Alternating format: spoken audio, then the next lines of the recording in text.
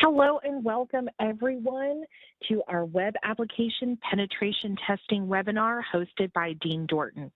Presenting today is Garrett Pieratt, a Cybersecurity Senior Consultant, and John Askew, a Cybersecurity Red Team Lead. If you have any questions throughout the webinar, please use the chat feature at the bottom right-hand corner of your screen. We will be monitoring it throughout the presentation and will make sure to share any technical questions with our presenters at the end of the presentation. If we do not address your question during today's webinar, contact information is included at the end of the materials, so please reach out after as needed. This session will be polling questions, so please open a browser and go to pollev.com, pollev.com/Dean Dorton, DEANDORTON.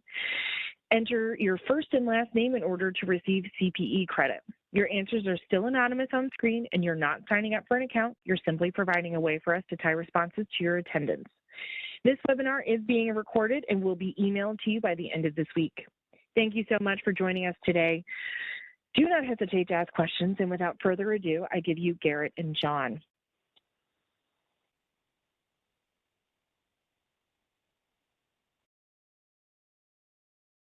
I'm on the cybersecurity team at Dean Dorton as a Red Team Lead.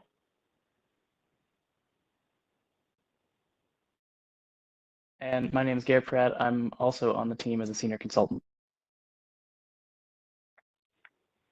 Today we're going to be walking you through some information about web application penetration testing. But to start off, we're going to take a couple poll questions just to kind of get the sense of our audience here. So there's two ways you can participate. You can send a text to 22333 and send the message Dean Dorton, all lowercase, no spaces, and then you can respond to each question as it comes after that. Otherwise, you can go to www.pollev.com. Dean Dorton is the code, and join. So let's take a poll. First question, how does your business make use of web applications? So we find that most companies today use web applications in some fashion, whether that's just at the bare minimum, some static marketing websites, but a lot of folks also use those more interactively to communicate and exchange information with their customers, their clients, prospects, or business partners. So we'll leave this up for a moment and get some responses.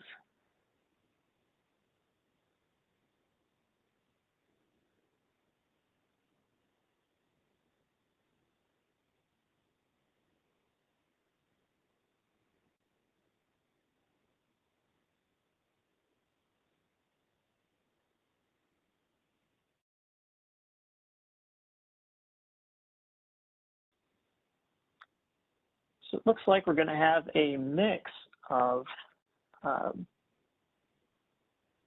web application usage. Got some folks that use web apps more minimally, and some that are using it for internal and external customer interaction. We got one more question for you.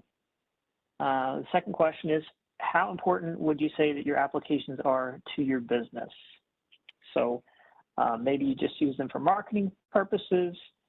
Maybe you use them for important business processes, critical business processes, maybe somewhere in between.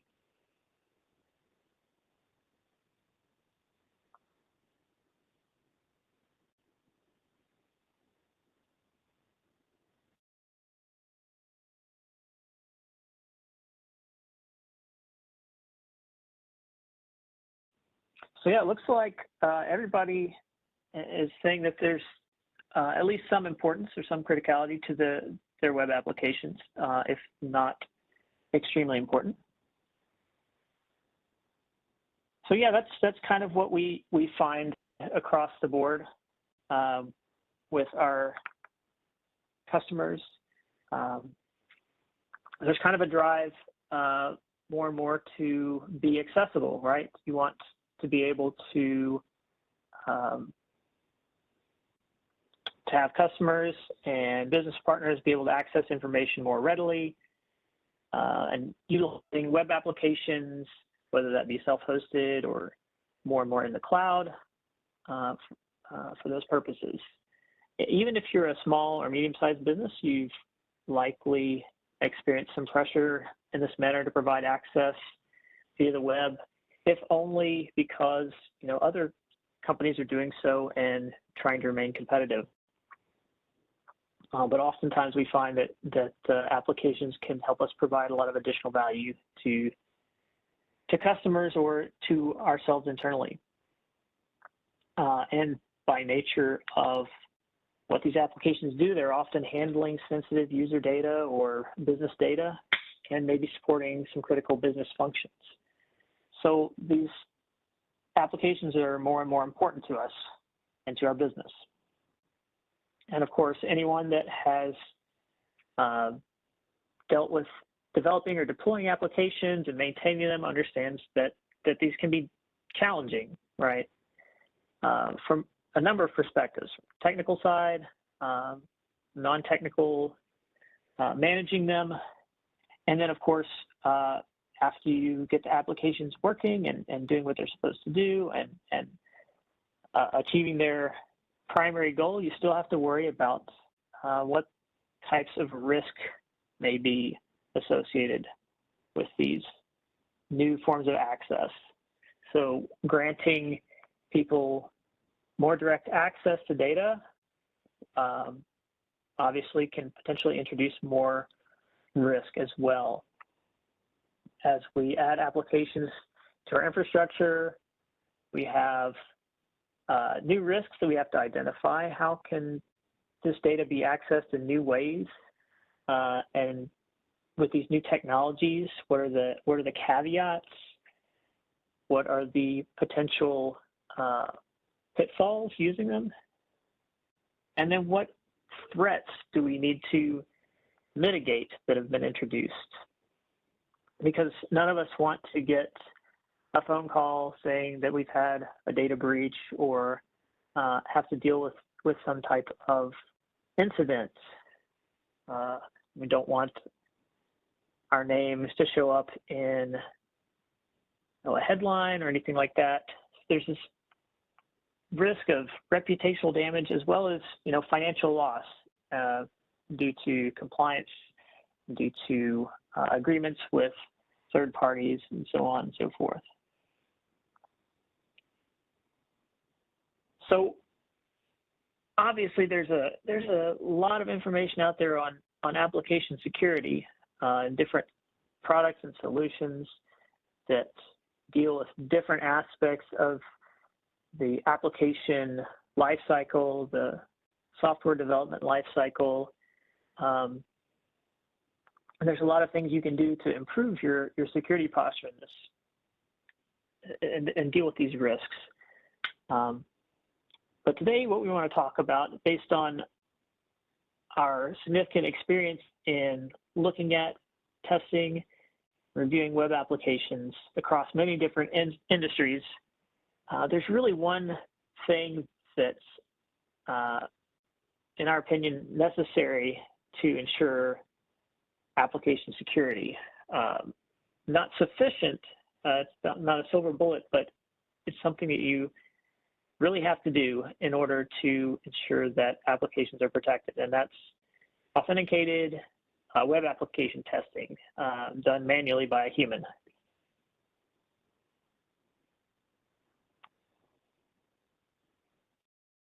Yes, the problem with traditional penetration testing is that oftentimes when you're talking about a traditional network penetration test, those attackers, the simulation is going to have a specific goal, and the testers are going to have a very specific way that they're going to go about looking for accessing that goal.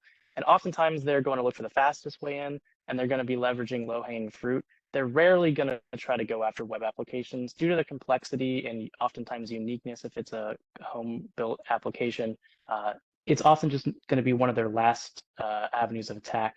So if you're doing traditional penetration testing, it's usually not going to cover web applications.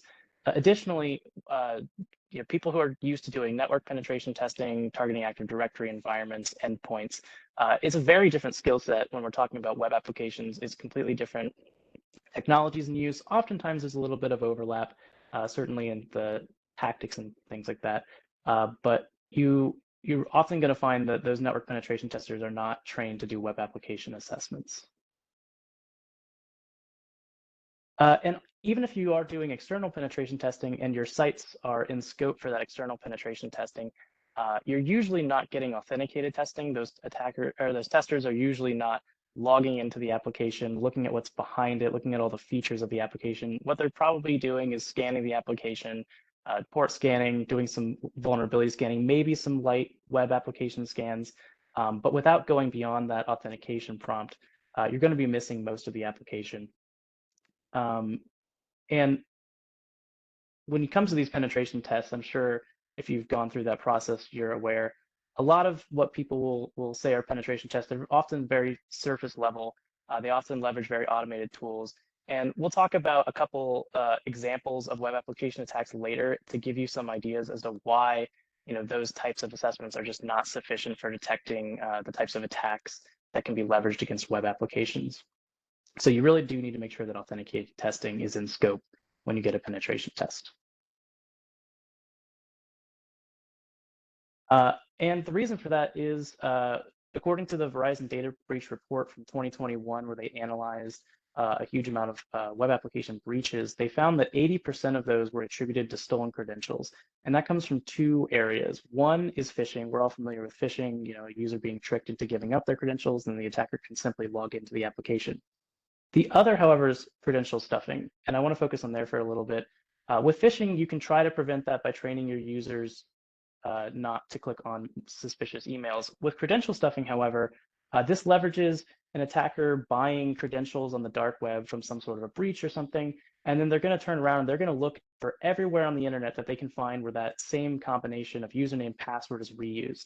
So even through no fault of that user's own, if their bank account is compromised or their bank company is compromised, and those credentials end up on the internet somewhere, an attacker can take those credentials, turn around, and log into potentially your application. And now that attacker has access to things behind the authentication prompt that may be less tested and more vulnerable to attack. Additionally, you might have some amount of automated scanning tools, like I said, was leveraging with like an external penetration assessment, but they lack context. Even if you're doing authenticated scanning, a scanning tool just doesn't have the human brain to say, I shouldn't be able to see that, or my user should be able to see that feature, because the scanner doesn't know what a user should and should not be able to do. And we'll talk a little bit about that more with those examples later. And then finally, even if you have a great security posture on your servers and on your endpoints, applications are often just an area that those endpoint protections are not going to be able to see into. The types of attacks that happen in applications are just not going to register on those traditional protections. So you really do need either testing or good alerting and detecting, which is often tuned by manual testing to ensure that you're able to detect those kinds of attacks. When it comes to authenticated testing, what I want to emphasize is that you don't just want to test between a user and an admin. Of course, it's an area that you do want to test. You want to make sure that users cannot escalate their privileges up to higher level. However, you also want to make sure that a user can't access another user's data, because if I can access all the user's data from one user account, then I don't necessarily need to escalate my privileges to admin. I can still compromise all the data in the application right there. So we want to make sure that we're testing multiple user accounts, and we want to be provided with multiple user accounts when we test so that we have access to both those accounts and can test things directly. We'll talk about a type of attack later that comes in real handy for. As I mentioned before, when you're just testing the area of the application that you can get to from an unauthenticated context, you're missing the vast majority of the attack surface, especially the critical functions, things like database queries and things like the creation and modification of accounts is all happening behind the authentication prompt. So you really have got to be testing from an authenticated context to find those things. So where do you get this information? How can you learn more about web application security? The Open Web Application Security Project, or OWASP, is a great nonprofit foundation that they correlate lots of web application information. They look at breaches. They look at what they have tested themselves, and they put together what's called their OWASP Top 10. And this is a categorization of the most prevalent and common risk categories of web applications. And so when it comes to our testing, we've really leveraged this in order to make sure that our testing is relevant to the modern web application, to the modern types of attacks that people are using, and the types of vulnerabilities that are out there right now. Now, I'm not going to necessarily go into every one of these because we just don't have time for it. But if you do have any questions about these, please let us know at the end. But they continually update these. The most recent update came out in 2021, where they moved some of these around. Specifically, broken access control got moved up to #1, which I very much agree with. We find that all the time. The most important thing I want to talk about the top 10, though, is that even with manual authenticated testing that we're talking so much about, we're still only able to really cover only 6 of these from a really comprehensive standpoint. These are general categories, so there are some areas that we can cover more and less, but really only 6 of these categories are covered from that manual authenticated testing, which is why we really need to make sure that we're also doing an amount of inquiry where we sit down with your team, we talk about what's happening behind the scenes in the application, we talk about how you're logging and monitoring, we talk about the architecture, what software is in use, what type of backend systems are being communicated with. And this not only lets us check for these categories of risks, but it also lets us tune the testing that we were doing in the other 6 categories and be more successful when we perform that testing as well. And going back to the idea of this attack surface being behind authentication, only really the top 3 categories here can be even sufficiently covered from an unauthenticated perspective. The other 7, you absolutely have to have that authenticated testing and that inquiry to have any real insight into.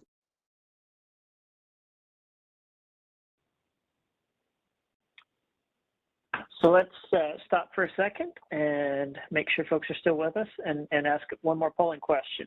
So this question is, how familiar are you with web application vulnerabilities?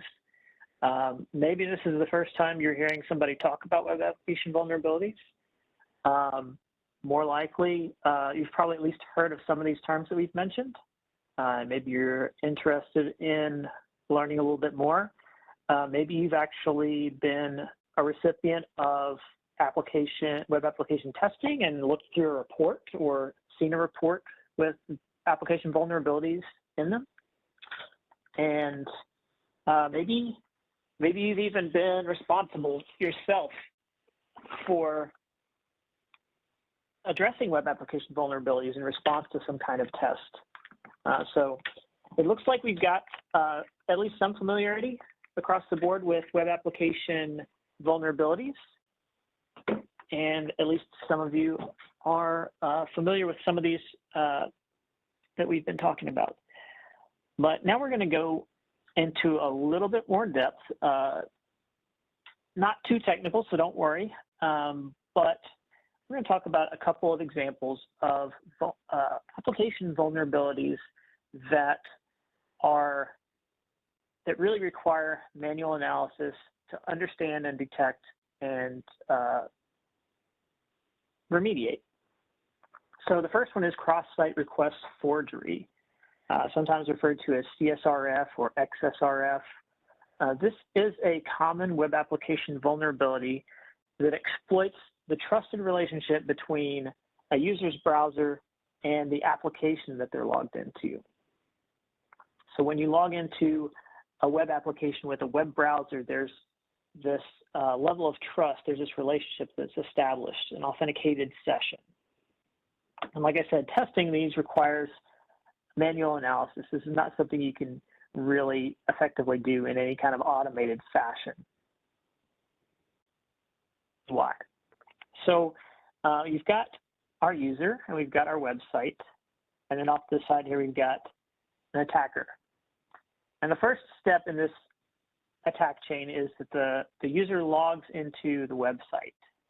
And when you log into a website, generally speaking, the web browser that you're using receives some kind of token for authentication. Maybe that's a cookie, maybe that's some other form of authentication token, but it's something that your browser is going to store and it's going to have on hand while you're logged into that application to continue to assert that you are the logged in user. Now with a cross-site request forgery vulnerability, an attacker is able to craft a malicious link, a malicious URL, and oftentimes they will exploit this by sending the user a link, this crafted link to click on through some sort of maybe social engineering attack, or there's some other ways to do it, but we'll just say social engineering attack. They've emailed or texted this link and the user clicks on it. And that's all they do. They click on this and that link is opened in the same web browser that they are authenticated to this website. Now what happens then is the browser sends the request to the site, and since it is logged into that website already, it's going to send that token along as well, that authentication token. And that's going to cause the website to do something, presumably something malicious because this attacker has crafted it to do so.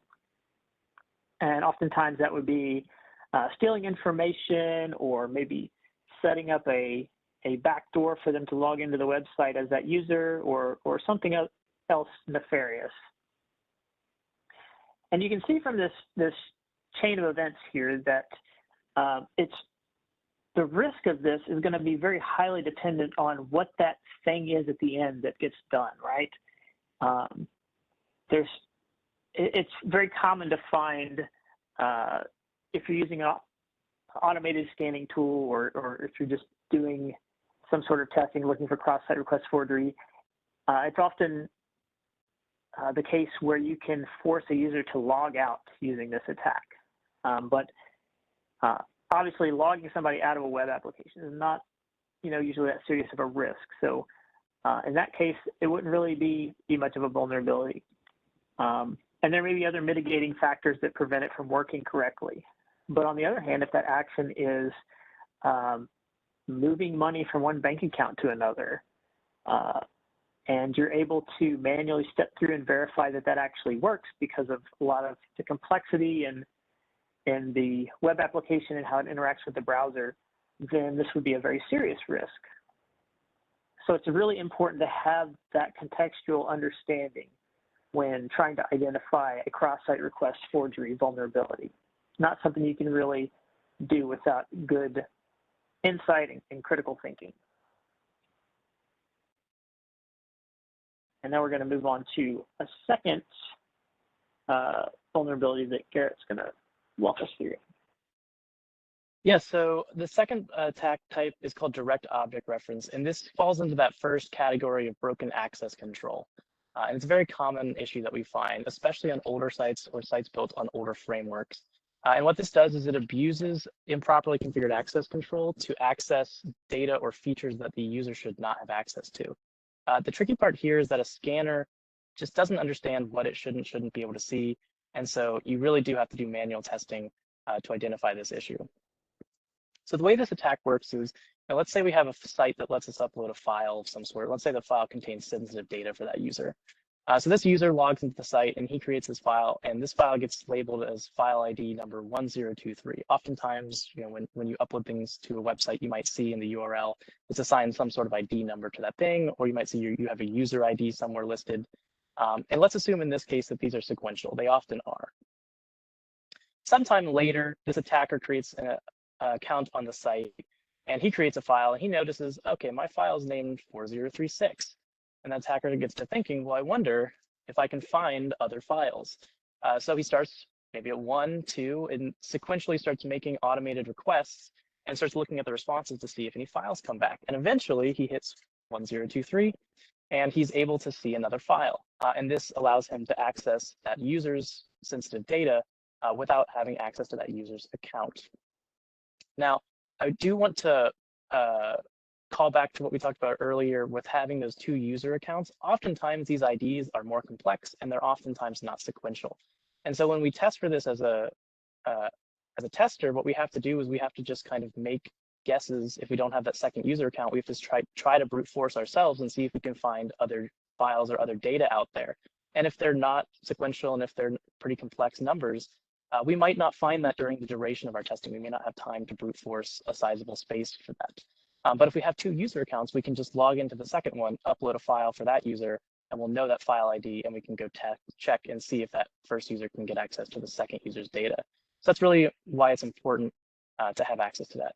The way this vulnerability occurs is when the application might not display what other users upload, but on the back end, it's not actually preventing users from accessing other users' file. They haven't actually configured access control between those files.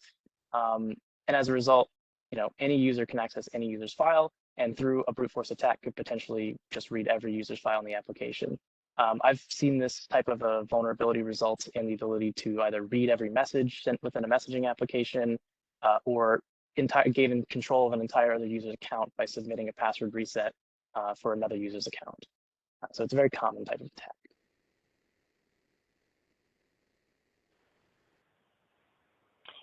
So yeah, those are two examples of vulnerabilities that arise from the complexity of web applications and different technologies in play. And we see it many, many times where complexity leads to potential vulnerabilities. There's a number of other ones we could go through, like cross-origin resource sharing misconfigurations, cache-related issues, HTTP, protocol desync attacks, so on and so forth. And as we add new technologies, develop new technologies, new frameworks, we're adding additional complexity to our applications. We're always going to potentially be able to find new types of vulnerabilities as well that will also require a manual, in-depth, authenticated test in order to be able to understand and identify and remediate those. So these are reasons why it's really important to have that authenticated manual analysis of application vulnerabilities. So it might be a little bit intimidating to think about all these different types of vulnerabilities and what the ramifications can be. And you might be thinking, how can we approach application security? How can we really succeed in this area? And I think that starts with being an expert in your own environment. You maybe can't be an expert in all these different vulnerabilities or potential issues or think of all the different ways that something could be exploited, but at least at the start you can think about what's your environment look like? What applications do you use? How do those applications support your business? You can understand how important those things are, what types of data are being shared and stored within those applications, and you can theorize how would a failure of application A, B, or C impact your business if it went offline for some reason or wasn't available, or if the data in it was leaked or compromised somehow. So you can start by becoming an expert in your own environment and your own applications. And then from there, you can proceed to start looking for solutions that fit those specific needs and the risks that you're most worried about. And that often comes with looking for a trusted partner or a trusted expert, whether that's bringing things in-house or looking to third parties. But you really have to have that baseline for your own business and understand where you're coming from in order to meaningfully interact with cybersecurity solutions and providers. And as you're looking for those solutions, you do want to be a little bit cautious. One thing to be aware of is, the pricing disparities. It's okay to be a little bit skeptical when you're looking at the least expensive solutions. Are you really getting what you think you're getting? Make sure you know what is in scope, what your testing is providing? Is it providing that manual level of analysis? Is it looking at authenticated portions of your application or just at the surface level? And if not, why isn't it looking at those things? And then, of course, make sure that you establish a sense of trust with your provider or partner or solution, whatever you end up going with. That sense of trust is important to be able to be honest back and forth and to be open to understanding and improving your security posture.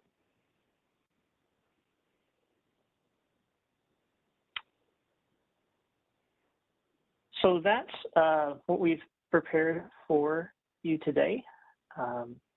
Hope that this has been able to provoke some questions, provoke some thought about your own level of application security and the questions you should be asking yourself as you try to improve that posture. At this point, I think we've got some time for some open-ended questions if there's an area that you would like to go into a little bit more depth about.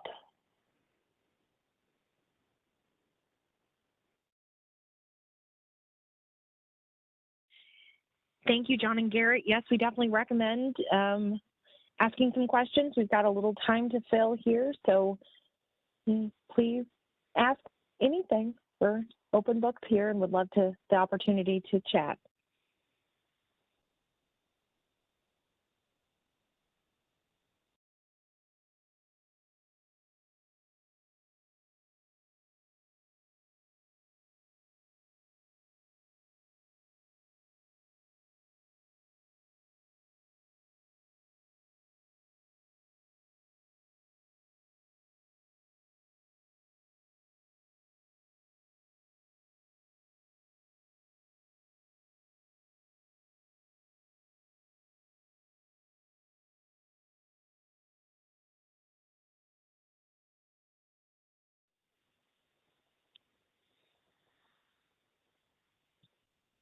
Well, at this time, we don't have, we have one question. Where did it go? Are special tools needed to do the application security assessment, or can it be automated? Yeah, that's a great question. There are some automated tools that you can leverage. Typically, we use those in like specific targeted use cases. The main tool, the probably industry standard tool that most people utilize for this type of testing is Burp Suite. Burp Suite Pro is a web application proxy that is also packaged with a ton of additional features. For testing web applications, it lets you set up a proxy to intercept all the requests between your browser and the application so that you can observe what's happening in the middle there, and you can also manipulate things. So if something that might be being done on the browser side, you can manipulate it after it leaves the browser to try to bypass certain security controls. And there's tons of plugins and features for it. There's a community edition that's free if you're interested in learning more about it. You can download. It doesn't have all the features, but that's probably the primary tool that we use. And it does have some automated features like a scanner, and some of those plugins have some automated tools as well. It's just about knowing how to leverage those automated tools, because they can be somewhat destructive to an application if you sort of point and fire everything at it, especially if it's in production. You do want to be careful with those scanning parts. Yeah, I agree. And like Garrett was saying, there's things that scanners are really good for. There's things that scanners are really bad for. It's an important piece of the overall testing plan to be able to use automation where it's effective and looking for, say, injection issues in certain form fields or APIs. Scanners are pretty great for that, as long as you, like Garrett said, avoid potentially destructive use cases, as long as you know where you're pointing them at. But then some of the other things we've talked about, like cross-site request forgery and direct object references and things like that. There's ways that you can maybe automate parts of those, but you really have to be careful, and you really have to, even if you can automate some of it, you have to apply some contextual, human knowledge to be able to actually be effective with those and identify real vulnerabilities. I mean, there's scanners out there that say they'll, scan for cross-site request forgery, but then what you end up with is a report full of, 200 false positives that you have to go through and manually validate that those aren't actually things that you care about. So, good question. Typically, do you scan the product app in prod or make a copy and scan it? I hope that So makes this sense. often, yes, thank you. This often depends on the environment. Ideally, we always prefer to test in a test environment or a QA environment, something that's not production. Because like I said earlier, sometimes the tests that we do can be somewhat disruptive to the applications. If we do have to test in a production environment, we do need to be a little more light-handed on it. We have to tune back some of the testing, which could result in a slightly higher rate of false negatives. One thing you do want to make sure is that when you are testing in a test environment, it is that you need to make sure that it is an absolute mirror of production. If production is running different versions of some of the software, or if it's running a more updated code base, that could result in misinformation during the assessment if we don't think that something exists in test environment, but it does exist in production. So you do want to make sure that you're completely mirroring the environment.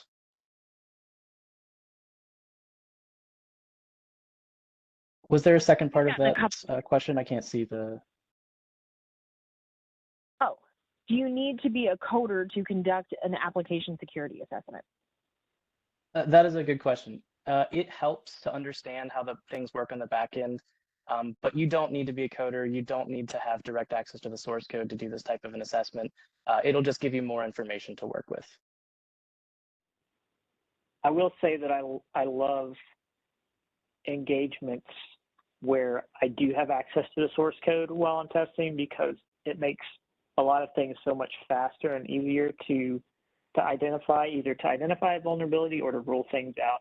So if you do have that programming knowledge, it doesn't have to be, you don't have to be an expert programmer by any means, but even having a little bit of knowledge, being able to read the source code can make you a much more effective tester. Although I would also agree that it's not necessary, and if you're somebody that's just starting out trying to learn about web application security, don't see that as a hurdle that you have to overcome before you can start doing testing. Lots of folks out there in the web application testing industry doing bug bounties and other things without being great programmers.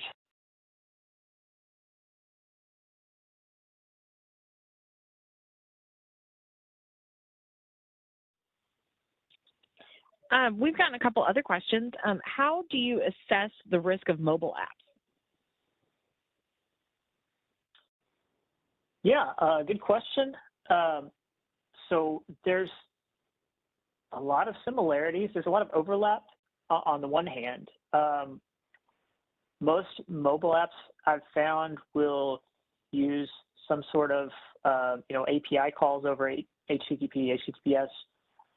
So in that respect, when you're looking at a mobile application communicating to a server on the internet, it's very similar to how a web browser would communicate to an API server over the internet. So there's a lot of overlap from that respect. But then there are some unique areas in mobile app testing as well, understanding the specifics of the platform. Instead of all the nuances that come with using a web browser, you're dealing with all the nuances that come with iOS or Android.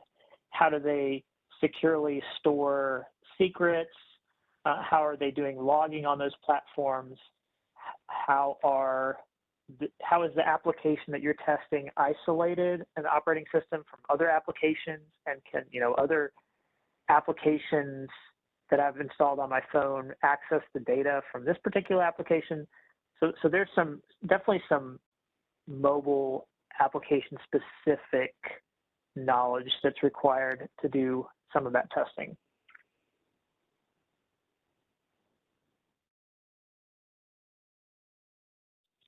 How long does a web app security assessment take? So that will depend on the size of the application. Typically, it shouldn't take more than a week or two for a standard web application. With this sort of top 10 framework that we've implemented, we try to get it within 1 week. That's pretty reasonable for looking at those top 10 categories. But if it is a sizable application, or if we are looking at things happening on the back end, or if the application is more critical and it needs a more in-depth and thorough review, it could take up to 2 weeks potentially. What should we expect from that process? And what are typical deliverables?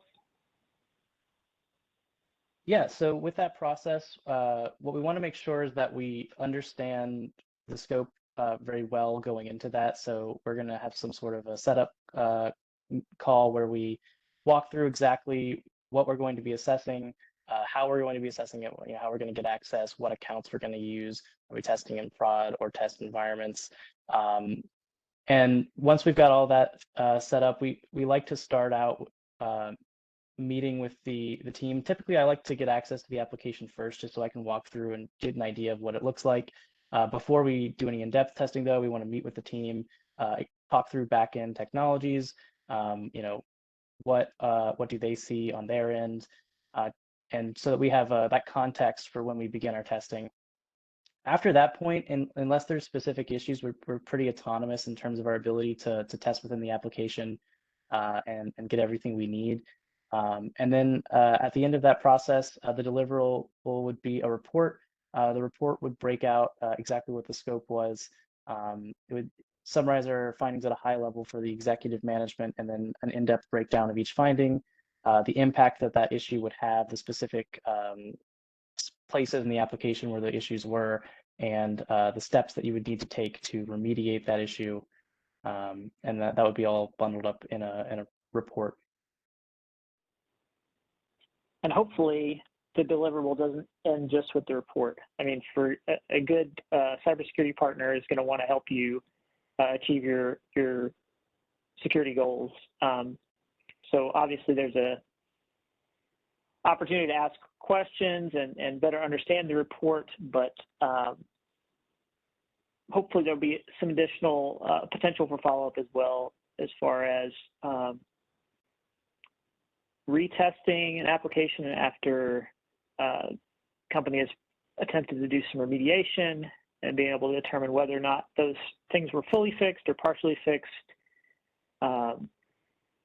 And just, general being available for questions and for consulting further down the road as they're trying to implement a strategy for reducing application security risk.